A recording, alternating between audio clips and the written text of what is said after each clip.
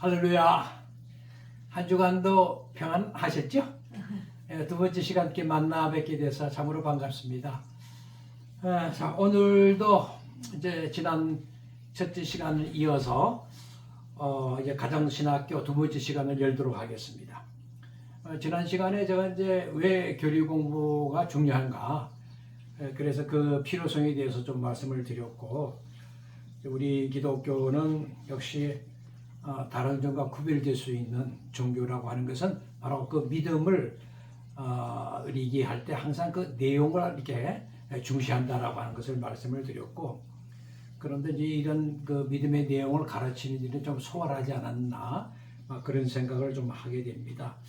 이렇게 소홀한 일이 우리 한국 교회만의 문제는 아니다라고 하는 것이고, 그것이 지금 유럽 교회가 지금 이렇게 어려움을 겪고 이렇게 무너져 있는 것은 바로 그런 교리 공부를 등한시한 것도 하나의 요인이 된다라고 하는 점을 우리가 놓쳐서는 아니 되겠어요. 그래서 유럽 교회들도 그런 그 교리 공부를 등한시하면서 그저 시대의 풍조에 따르는 어떤 인간의 삶의 욕구에 대한 그 충족을 말하자면 맞추어서 그 필요에 대한 만족을 위한 그런 내용으로 강단을 채워갔기 때문에 유럽 교회도 그런 어려움을 겪게 되었다라고 말씀드릴 수가 있습니다.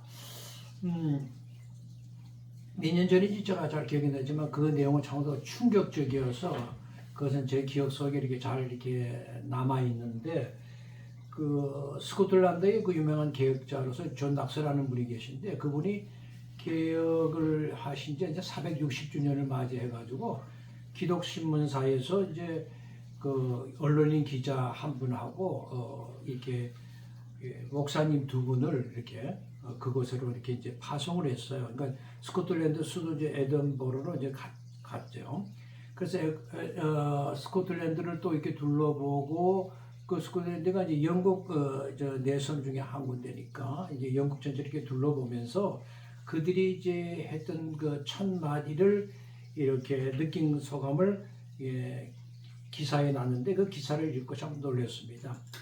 어떻게 되냐면 영국 교회나 이제 스코틀랜드가 점점 비어져 가고 있다라고 하는 내용이었고요. 그리고 그 미국이나 캐나다나 우리 한국 교회에 사실 모태가 되고 있는 그 영국 교회가 이렇게 무너져서 뭐 술집이 된다든지 유령 체험관이 된다든지 아니면 어떤 이벤트 장소가 된다든지 티켓 판매점이 된다든지 이렇게 장소로 바뀌고 있다라고 기록을 하고 있었어요. 교회를 가보면 젊은이들은 없고 그저 노인들 한 10명씩 모여서 주일 예배를 드리고 있다, 이렇게 이제 보고한 내용을 읽었습니다. 정말 충격이죠. 그리고 350년이 되는 아주 유서 깊은 교회가 그 에든버러시 중심가에 있는데, 그것이 이제 성 앤드루스 그 조지스 교회라고 하는 곳인데, 그곳에 가서 예배를 드렸대요. 그랬더니 가서 예배를 드렸는데 노인 8분이 예배를 드리더라는 거죠. 자기들 3명하고 합계 11명이 예배를 드렸다, 이런 얘기예요. 정말 너무나 가슴이 무너지는 얘기 아닙니까? 이것은 뭐 영국 교회만의 문제가 아니라 우리 한국 교회도 피할 수 없는 그런 게 현실이 되었고, 모든 세계 교회가 지금 그런 현실 앞에 있다라고 하는 사실이 정말 기독교의 앞일을 생각할 때 참 가슴이 메이는 일이다 생각을 합니다. 그것이 모든 세계의 현재 현 주소고 현 위치라고 할 때 우리 한국도 마찬가지죠. 지금 그러한 현 주소를 가지고 있고 현 위치에 서 있다라고 하는 것을 우리가 좀 잊지 말고 다시 한번 하나님 말씀을 다시 한번 새롭게 우리가 정말 공부하면서 우리 기독교를 다시 한번 살아나게 만들어야 되겠다 하는 그런 소명도 있는 거죠.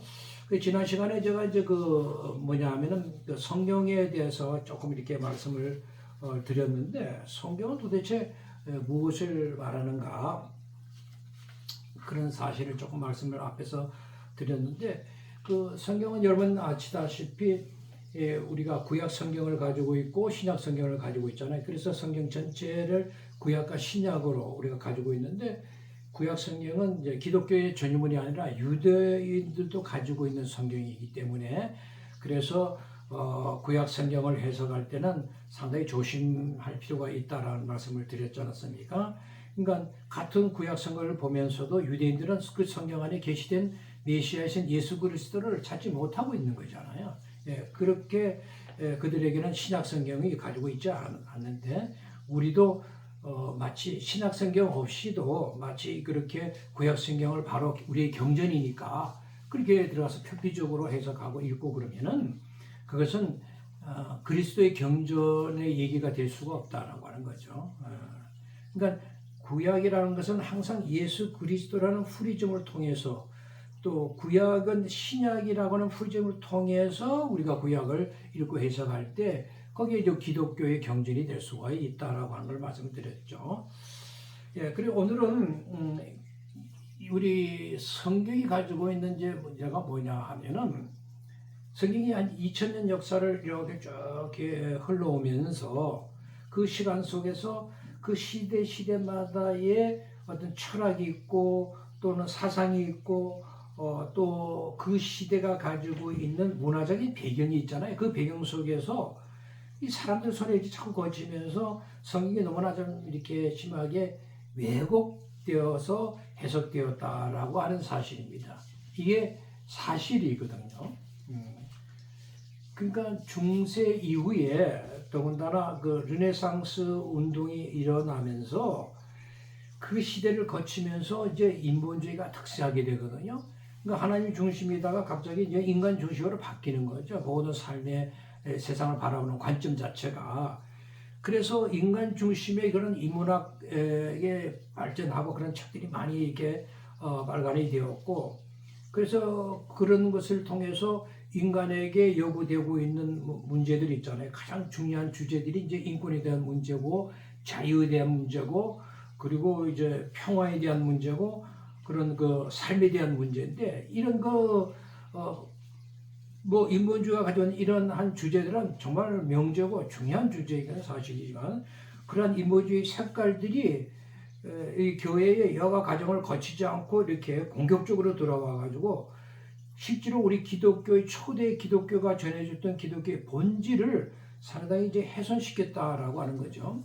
그리고 이제 그 르네상스 시대 이후에 등장하는 것이 이제 계몽주의 시대 아닙니까? 계몽주의 철학이 등장하면서 이성과 과학을 통해서 현실 문제를 해결할 수 있다라는 얘기를 펼치면서 과학과 이성을 통해서 인본적인 이제 주의적인 그런 그 생각이 이제 자리를 잡게 되고, 그리고 거쳐서 나온 것이 뭐냐면 실존주의 철학이라는 게 있었다고 그죠? 키엘게어그르나 니체 같은 이런 분들이 얘기한 그 인간에게 항상 요구되는 자유라든지 그런 그 책임 문제 같은 것을 주장하면서 그러니까 모든 색깔들이 인본주의로 인간 중심으로 바뀐 겁니다. 이제 그렇게 되다 보니까 원래 내려오던 하나님의 나라의 가치관과 세상의 가치관이 어떻게 됐겠어요? 혼재되어 버린 거죠. 그래서 그 혼합된 것에 우리는 너무나 익숙해져 버리게 되었다라고 하는 것입니다. 그래서 그러한 18세기, 19세기 때 서구 그리스도인들이 그렇게 혼재된 믿음을 가지고 있는데 그 당시 그들의 믿음이 미국을 거쳐서 우리나라를 이렇게 여가 가정 없이 이렇게 들어와서 복음의 자리를 지금 자리하고 있기 때문에 그래서 우리가 좀 이런 문제를 심각하게 좀 생각해 볼 필요가 있다는 거죠. 그 예전에 우리 길에서는 이렇게 음식을 이렇게 뭐 넣고 어떤 것이 맛있느냐 이렇게 이제 맛있는 것을 표를 하는 그런 이벤트 행사를 통해서 음식을 이제 이렇게 광고하는 이런 일들을 했는데 이제 훈제 연어를 가지고 이제 시험을 한 거예요. 하나는 이제 전통 건업 훈제 연어를 이렇게 하나 넣고 또 하나는 이제 뭔가 조미료를 인젝션 시킨 그런 훈제 연어를 이렇게 넣고서 어느 것이 맛있습니까? 표해달라고 부탁을 했죠. 그랬더니 사람들이 거의 다 인젝션된 조미료가 인젝션된 그런 훈제 연어가 맛있다라고 이제 표현을 했단 말이죠. 그러니까 사람들은 그렇죠. 말씀도 그렇게 생각을 하는 거예요. 너무나 이 세상의 것들로 인젝션한 그런 말씀들이 이렇게 길들여져 있다라고 말씀드릴 수가 있죠. 실제 그 말씀이 사실은 성도들에게는 은혜스럽게 들리고 맛있다라고 생각이 될 거예요. 왜? 인간적인 문제, 인간의 삶의 문제에서 필요한 것을 얘기해 주니까. 근데 이것이 하나님의 입장에서 볼 때는 어떤가 하는 거죠. 하나님께서 이를 기뻐하실까? 제가 볼 때는 그렇지 않다는 거죠. 그런 점을 좀 생각하면서 성경이라고 하는 것은 누구의 얘기다? 예수 그리스도의 얘기다라고 하는 것입니다. 예수님의 얘기란 말이죠. 예수 그리스도의 얘기라고 하는 것을 우리가 지난번에 어떻게 알았어요? 누가복음 24장 27절과 24절에서 우리가 그것을 찾았지 않았습니까? 그래, 지난번에 제가 이제 그 누가복음을 읽었지만 오늘도 이 누가복음 24장 27절 24절은 좀 펴놓고 좀 읽으셨으면 좋겠어요. 27절에 하신 말씀에 보면 모세와 및 모든 선지자의 글로 시작하여 모든 성경에 쓴 바 자기에 관하여 자세히 설명했다라고 얘기를 하고 있잖아요. 그러면서 이어서 44절에 가면 내가 너희와 함께 있을 때 내가 너희에게 말한 바가 있는데 그것이 뭐냐면 꼭 모세의 율법이라든가 선지자의 글이라든가 시편 등 그 선문서에서 나를 가리켜 기록된 모든 것이 어떻게 된다? 나를 통하여 이루어져야 하리라고 한 말이 바로 이것이다라고 밝히고 있잖아요. 그러니까 성경이라는 것은 모세의 얘기든 율법의 얘기든 선지자들의 글이든 성문서의 얘기든 모든 것들이 누구의 얘기를 한 것이다? 예수 그리스도에 대한 얘기를 한 것이다라고 하는 것을 예수님께서 밝히 보여주고 있는 것 아니겠어요? 그래서 이 성경이라고 하는 바로 이분에 대한 얘기예요. 한마디로 이분을 얘기를 조금 다른 표현들로 우리가 좀 해석을 하면은 성경은 이제 이런 겁니다.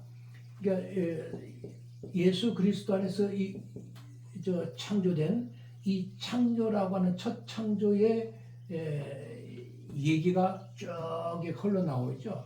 그러면서 이게 이제 구약에서 나오는 얘기 아닙니까? 그러다가 이 구약의 얘기가 뭐냐면 새 창조의 얘기로 바뀌는 거예요. 새 창조의 얘기를 쭉 바뀌는데 이것이 신약의 얘기다 이 말이죠. 신약의 얘기다. 그러니까 성경은 창조와 새 창조의 얘기다라고 하는 것을 알 수가 있죠. 이걸 이제 언약에 관점에서 얘기를 하면은 즉 이 창조가에서 하나님께서 이제 언약을 맺으시잖아요, 그죠? 모세와 언약을 맺으세요. 그러니까 이스라엘과 언약을 맺은 이 언약을 이스라엘이 지키지 못한단 말이죠. 그러니까 하나님께서 어떻게 한다? 이 새 언약을 이렇게 주시잖아요. 성경 구약 성경에서 항상 여러 군데 부분에서 새 언약을 주리라고 약속을 하고 계신단 말이죠. 그러니까 성경은 이 첫 언약의 얘기를 통하여 새 언약이 나타나는 얘기를 하고 있는 거예요. 그러니까 성경의 얘기가 바로 창조와 새 창조의 얘기고 언약과 새 언약에 대한 얘기다라고 하는 것을 우리가 이제 기억을 하시고 이런 것들을 좀 더 다른 표현으로 좀 제가 한다면 특별히 이제 이사야 선지자를 통하여 이사야에 통하여 말씀하신 마지막 비전이 뭐냐면 새 하늘과 새 땅을 창조하겠다는 말씀이 있잖아요. 그러니까 이전 것은 생각하지도 않을 정도로 새 하늘과 새 땅을 창조하겠다라는 비전을 이사야를 통해서 주셨는데 그 이사야 선지자의 비전을 사도 베드로도 내가 약속된 바 그 새 하늘과 새 땅을 바라본다라고 분명하게 얘기를 하고 있잖아요. 그러니까 그 새 하늘과 새 땅, 새 하늘과 새 땅. 그러니까 새 하늘과 새 땅으로 이루어진 하나님의 나라. 그러니까 하나님의 나라라고 하는 개념을 정확하게 아셔야 할 게 하나님의 나라는 새 하늘과 새 땅으로 이루어진 하나님의 나라라는 거죠. 이 나라를 왜냐하면 예수님의 그 죽으심과 부활로 통해서 어떻게 된다? 완성되는 나라다는 거죠. 그러니까 새 하늘과 새 땅으로 이전 하나님의 나라는 예수님의 죽으심과 부활로 완성되는 나라이다 라고 하는 것이 성경의 모든 얘기의 주제가 됩니다. 그러니까 이것을 통틀어서 예수 그리스도의 얘기다라고 이렇게 이제 한마디로 줄여서 얘기할 수도 이제 있는 거죠. 그러니까 아담 시대에는 어떻게 이런 얘기의 하나님의 나라가 이렇게 등장하고, 그리고 점진적으로 흘러서 노아 시대는 어떻게 나타나고, 또 아브라함 시대에는 어떻게 하나님의 나라가 등장하고, 또 어떻게 이제 출애굽 시대에는 나타나고, 다윗 시대에는 나타나고, 또 예수 그리스도께서 오신 신약 시대에는 어떻게 밝히 이렇게 계시되고 있는가라고 하는 것을 이렇게 쓰여진 책이죠.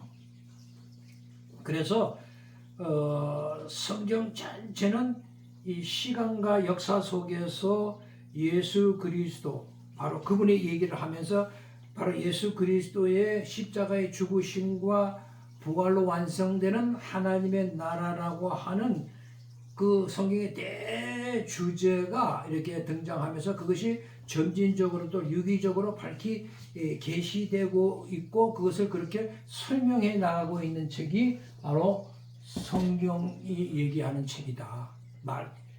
그래서 전체적으로 한마디로 이제 예수 그리스도의 책이라고 얘기하는 거란 말이죠.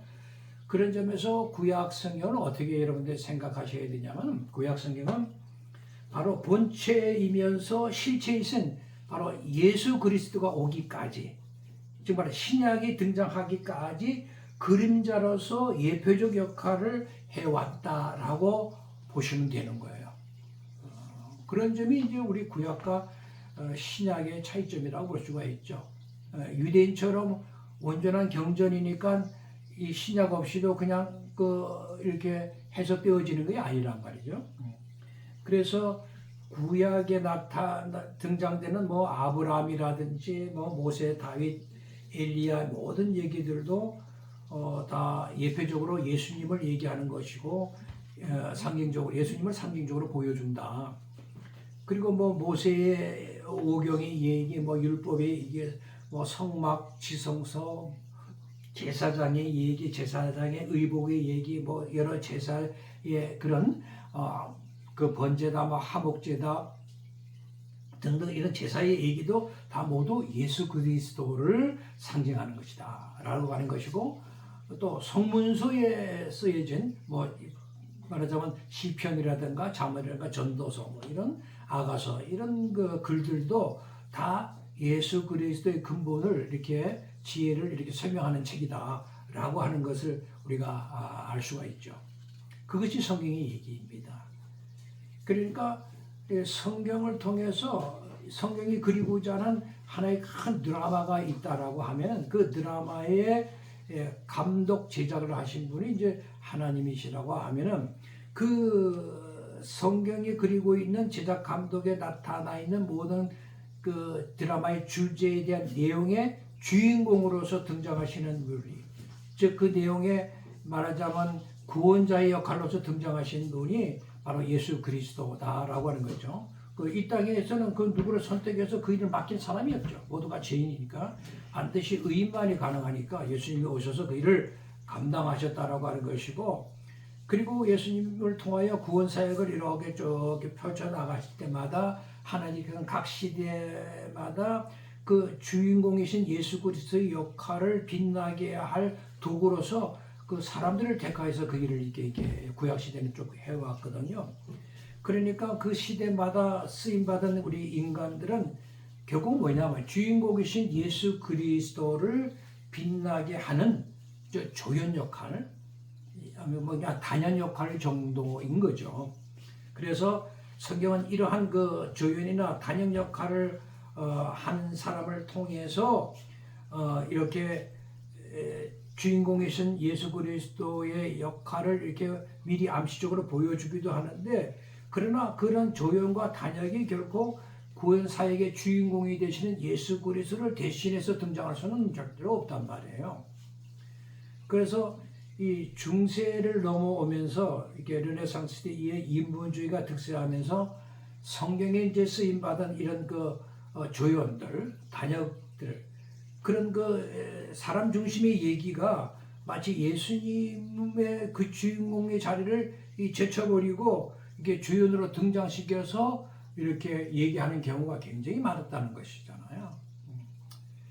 그러니까 주인공이신 예수 그리스도 얘기는 약간 눈코만치 해놓고 나머지는 뭐 전부 조연들의 그 생애 얘기, 뭐 조연들의 얘기, 뭐 그런 거로 이렇게 가득 채우는 그런 이제 실정이니까 문제가 심각한 거죠. 네, 이런 것들을 좀 심각성을 좀 느끼면 좋겠다라고 하는 것인데, 그래서 이제 아브라함의 경우를 우리가 이제 생각해서 예를 들자면 그런 거죠.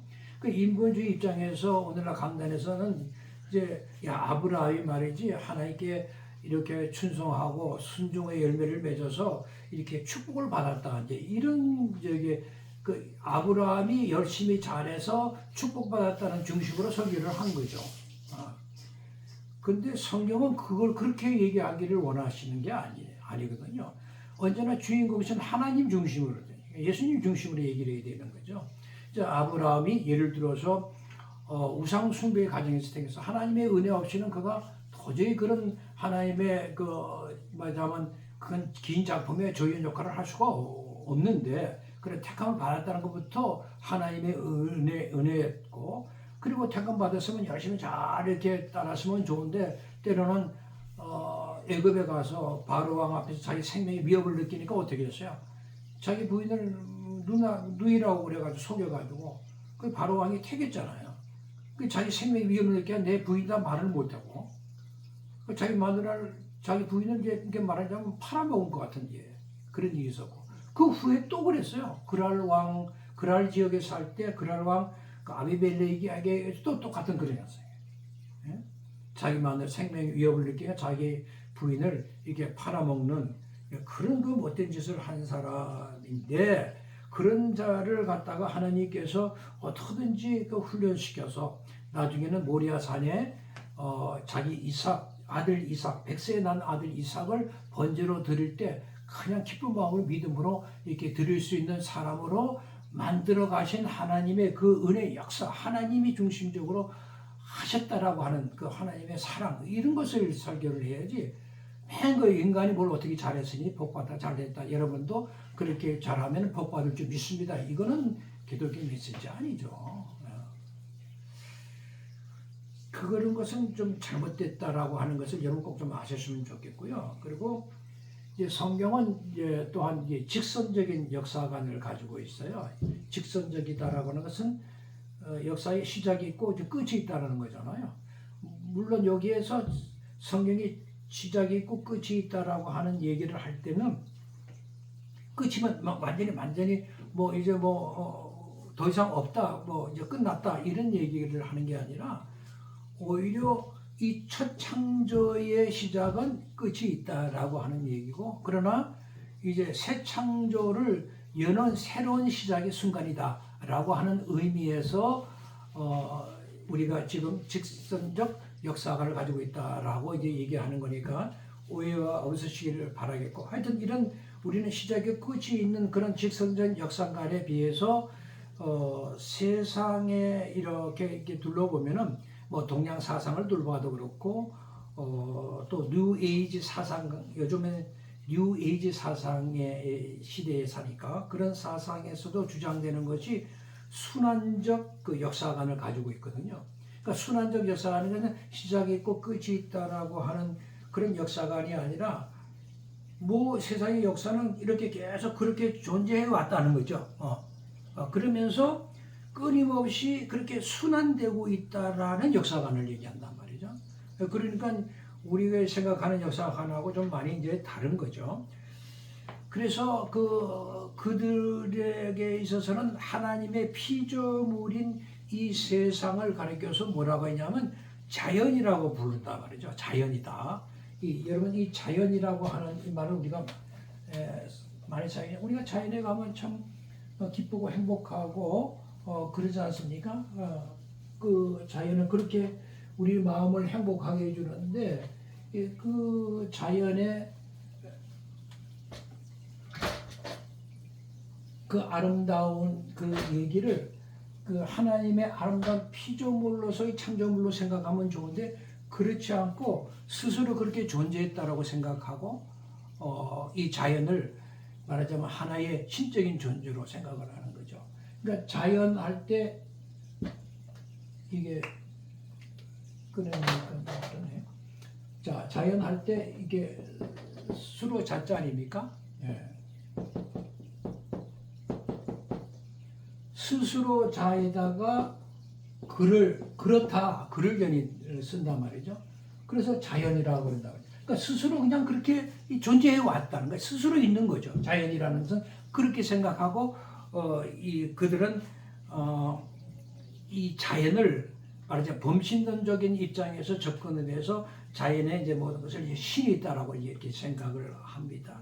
그런데 이 자연이라고 하는 이름이 성경을 보면 이게 하나님의 이름이에요. 하나님의 이름이더라라고 하는 것입니다. 이 자연이 처음 듣는 얘기일 수도 있어요. 그죠? 자연이 하나님의 이제 이름이다. 여러분 출애굽기 보시면 이제 모세가 애굽에 가서 이스라엘들을 이제 구분해서 이렇게 하나님이 이제 시내산에서 그를 이제 보낼 때 내가 누가 보내서 왔습니다. 누가 보내서 왔냐라고 그들이 물으면 뭐라고 대답하여 할게. 스스로 있는 자가 보냈다고 그래. 그렇게 모세에게 얘기하면서 하신 말이 당신 자신이 스스로 있는 자라고 밝히시죠.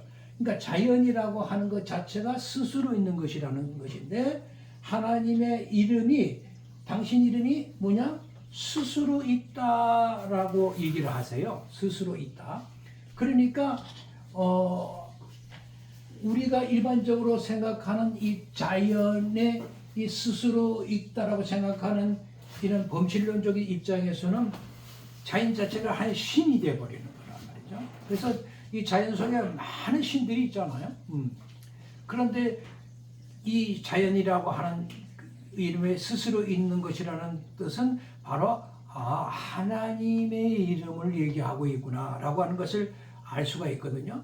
그래서 스스로 있는 자가 보내서 왔다라고 하라고 할 때 그 모세에게 밝힌 당신의 이름이 이제 이런 얘기거든요.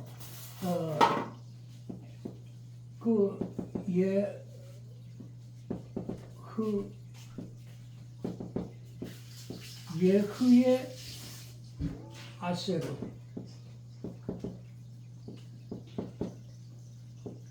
예흐의 아세르 예흐의 이제 요 말 글이 이쪽에 하나 더 가서 붙습니다. 예. 그러니까 히브리어는 왼쪽서부터 이렇게 있거든요. 그러면 예흐의 아세르 예흐의 할 때 이것이 이제 말하자면 I am이라는 뜻이고 이게 이제 관계대명사하고 또 I am이다 말이죠. 그러니까 나는 곧 나다라고 하는 의미인데 그러니까 나는 곧 나야. 나는 그냥 스스로 있는 거야. 이렇게 밝힌 거죠. 예의 아세르 예의. 이게 이제 출애굽기 3장 14절에 하나님이 당신의 이름을 밝힐 때 이제 그렇게 밝히셨단 말이죠. 이 자연이라고 하는 스스로 있다라는 것은 우리가 생각하는 자연 이름이 아니라 하나님에게만 적용될 수 있는 이름이에요. 그래서 그 3장 이제 15절에 보면은 하나님이 나는 아브라함의 하나님, 야곱의 하나님, 이삭의 하나님 뭐 이렇게 얘기하시면 나는 여호와라 이게 말씀을 하신다고요. 여호와라는 것은 요드해 바우해 요드해 바우해. 그러니까 당신이 나는 여호와라. 이것은 이제 히브리어는 에호바라고 있습니다. 에호바. 당신이 이름을 이렇게 에호바라고 이렇게 스스로 있는 나는 이름은 에호바다 이렇게 해요. 이것을 뭐 여러 이름으로 뭐 야훼라고 뭐 이 사람이 읽고 또 여호와라도 읽고 뭐 영어에서 뭐 지저스라고도 읽고 저기 그 다음에 그좀 뭡니까 우리 한국에서는 이제 이렇게 여호와로도 밝힐 때 어떻게 뭐 발음하든 그건 음력하는 관계에서 일어나는 일이니까 그게 중요한 게 아니라 유대인들 같은 거는 이 에호바라는 이름을 이 하나님의 이름을 그대로 부르지는 않습니다. 그들은 아도나이라고 불러요. 그러니까 글은 이렇게 써놓고 읽기는 아도나이라고 읽습니다. 그러니까 이 아도나이라고 하는 말은 이제 더 로드라고 하는 말이거든요. 주님이라는 뜻이죠. 그래서 이렇게 아도나이라고 부르면서 그들은 이제 그 자기들이 히브리 성경을 이제 읽습니다. 이렇게 하나님의 이름이 말하자면 스스로 있다라고 하는 이름으로 당신의 이름을 밝히면서 이렇게 에호바라고 밝히셨는데 하나님을 이게 믿지 않고 모르는 자들이 스스로 있다라고 하는 이 하나님의 창조물에 지나지 않는 이 자연 자체를 그들은 거대한 신으로 이제 이렇게 본 겁니다. 그래서 모든 피조물이 신이고 또 그것을 깨닫는 자들이 이제 신의 경지를 오를 수 있다라고 이제 주장을 한 거죠. 그게 이제 범신론이라고 말할 수 있는데 그런 것들이 거의 보면 동양 사상이고 불교의 얘기고 힌두교의 얘기고 뉴에이지의 얘기다라고 하는 것입니다. 그러나 우리 그리스도인 입장에서는 이제 알죠. 사람들이 자연이라고 이렇게 부르는 것은 결코 신이 아니다. 그러니까 신이 될 수가 없죠. 하나님의 피조물이다. 그 피조물인 자연을 창조하신 분, 바로 스스로 있는 자, 진정한 여호와만이 하나님이시다라고 하는 거죠. 그분에 의해서 시간과 물질과 공간이 창조되었다라고 하는 것이 이제 성경이 얘기하고 있는 내용이다라고 하는 것이고요. 그 다음에 이제 그런 간단하게 좀 마지막으로 말씀드릴 게 하나 더 있는데요. 이제 구약 성경을 읽을 때, 구약 성경은 그러한 특징을 가지고 있는 거로구나 하는 점 기억해 주시면 좋겠어요. 그래서 구약 성경의 특징은 항상 보면요, 이게 이스라엘인들이 젊은 이게 범죄를 해요. 범죄를 저지르는 거죠. 그러면 이제 타락한 거죠, 이렇게. 그러니까 하나님은 이 범죄에서 타락한 꼴을 보시지 못하는 거예요, 당신의 백성들이. 그러니까 하나님이 반드시 그 다음에 어떻게 하셨어요? 심판한다는 표현이 나겠네, 그죠? 심판을 하시는 거예요. 심판을 한다. 그러니까 이게 말하자면 징계하는 거죠. 징계하시는 거예요. 이 심판을 받아요. 심판을 받게 되면은 이들이 그때서야 뭐가 하냐면 회개를 한단 말이죠. 회개를 해요. 해서 하나님 잘못했습니다 라고 회개를 하면은 하나님께서 당신의 백성들을 다 용서하시고 어떻게 하신다? 구원을 다시 하시는 거죠. 구원하시는 거예요. 여기 말하자면 다시 안식이 들어가고 희열에 들어가는 거죠. 이렇게 했으면 이 구원의 이 희열 속에 잘 이렇게 하나님을 잘 섬기고 나아가면 좋은데 어떻게 한다? 다시 또 범죄를 저질러요. 그러면 하나님께서 심판을 하시고 그 다음에 또 회개를 하게 되면 다시 구원하는 이런 그 패턴으로 이런 순서로 말하자면 얘기가 전개되고 있는 것을 볼 수가 있어요. 근데 이 얘기를 전개해 나갈 때 항상 나타나고 있는 것을 드러나는 것이 뭐냐면 하나님의 사랑이라는 거죠. 하나님의 은혜가 나타나는 거예요. 그러니까 이런 순서로 흘러가면서도 하나님 이스라엘 백성들에게 뭐 심판을 하시든 어떤 상황에 있든 간에 하나님의 사랑과 은혜가 여기서 개입이 되는 거죠. 그러니까 범죄했으니까 이제 이것을 고치기 위해서 심판하고 징계를 하시는 거니까 이게 다 하나님의 사랑의 행위입니다. 하나님의 사랑이라고 하는 주제를 통해서 그 구약 성경을 쭉 이렇게 연결해서 얘기를 해 나가고 있다라고 하는 것을 우리가 이제 알 수 있죠. 그러니까 하나님께서 뭐 아브라함, 이삭, 야곱, 그 다음에 야곱의 아들 12들이 통해서 애굽에서 이렇게 애굽에서 뭐랄까 노예로서 속박 생활을 하다가 그 모세를 통해서 다시 나오고 출애굽을 하고 그래서 이제 가나안에 이제 입성을 하잖아요. 그 가나안에 입성하는 그 장면 자체가 그 한 차례의 이런 관계를 쭉 거쳐서 어떻게 된다? 하나님의 구속의 그 은혜의 말하자면 주제가 이렇게 하나로 단락을 완성시키는 거란 말이죠. 그럼 그걸로 잘 이렇게 가야 되는데 또 사사기를 보면 어떻게 막 타락하고 막 난리 나서 하나님이 거기서는 없어지는 거예요. 그러니까 범죄가 또 난리가 났어. 그래 타락을 했어요. 그러면 하나님께서 어떻게 해요?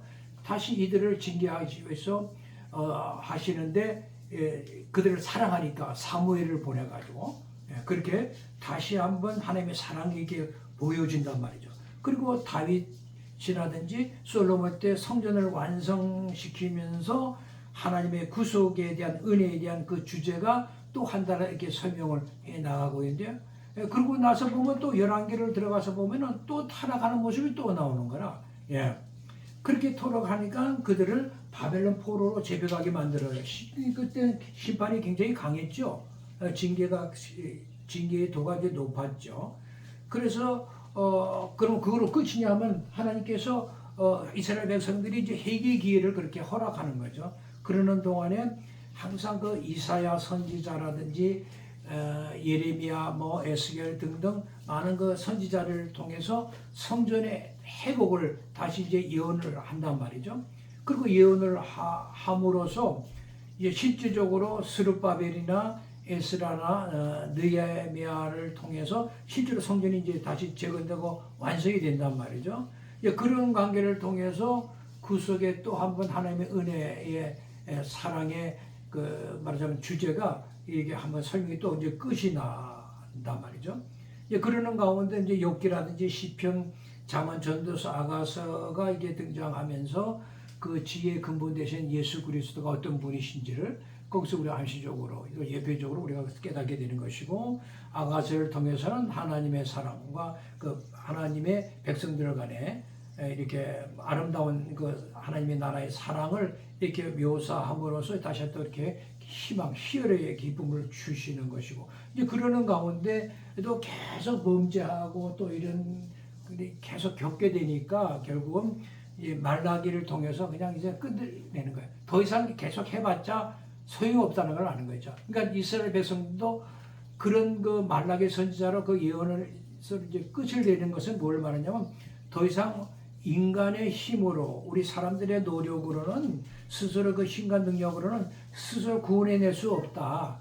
계속 좀 하나님 사랑을 받으면 또 타락하고 또 구원을 배우면 또 타락하고 하는 너희들의 능력으로는 안 되는 것을 알기 때문에 더 이상 이제 내가 선지자를 보내지 않겠다고 해서 문을 닫아버리신 거예요. 그게 400년 역사를 흘렀잖아요. 그러다가 이제 사복음서를 여신 겁니다. 그 사복음서를 여시면서 등장하신 분이 예수 그리스도인 거예요. 그러니까 세상을 아무리 들여다봐도 전부 다 죄인이니까 이 문제를 이 구원의 능력을 가지고 이 문제를 해결할 인간은 전혀 우리가 없는 거란 말이죠. 그러니까 예수님을 이 땅에 보내셔서 의인으로서 당신의 그 사역을 통해서 그 구원의 역사를 이제 이루시겠다고 했던 거죠. 그래서 예수님이 오신 것이고 예수님이 사복음서에 등장을 하게 됩니다. 그러니까 지금까지 구약 성경을 통해서 그림자로 보여주셨던 그런 그 이 새 창조의 역사나 하나님의 백성의 구속의 드라마의 실체가 바로 예수 그리스도를 통해서 이제 이렇게 나타내 보여주시는 얘기다라고 하는 것을 우리가 알 수가 있죠. 그리고 그 예수 그리스도의 십자가의 죽으심과 그 부활로 나타난 하나님의 은혜가 성령님에 의해서 어떻게 하나님의 백성들에게 이렇게 적용되지 하는 것을 잘 설명해 주는 것이 바로 사도행전이라고 말씀드릴 수가 있고 그런 것들을 교리적으로 잘 정리해 놓은 책이 이제 로마서다 말이죠. 그리고서 고린도전서부터 유다서까지 이제 그리스도인의 행동 지침이라고 할까? 그런 것들을 잘 정리해서 우리에게 보여주시고, 그래서 그 행동을 그리스도 안에 잘 할 수 있도록 도와주고 있고, 그리고 마지막에 요한계시록을 딱 열면서 새 하늘과 새 땅을 쫙 열어주시는 거죠.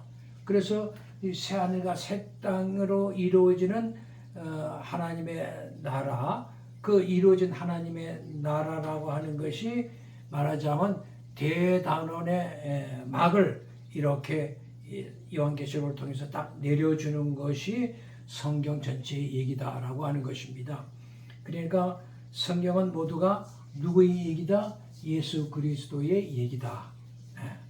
예수 그리스도의 십자가의 죽으심과 부활을 통해서 완성되는 하나님의 나라라고 하는 새 창조의 큰 그림과 인간의 죄를 지음으로써 죄에 대한 구속에 대한 이 작은 그림이 합해진 이 모든 성경의 얘기가 다 예수 그리스도 안에 들어있다. 그러니까 예수 그리스도 얘기다라고 여러분들이 기억하시면 되겠습니다.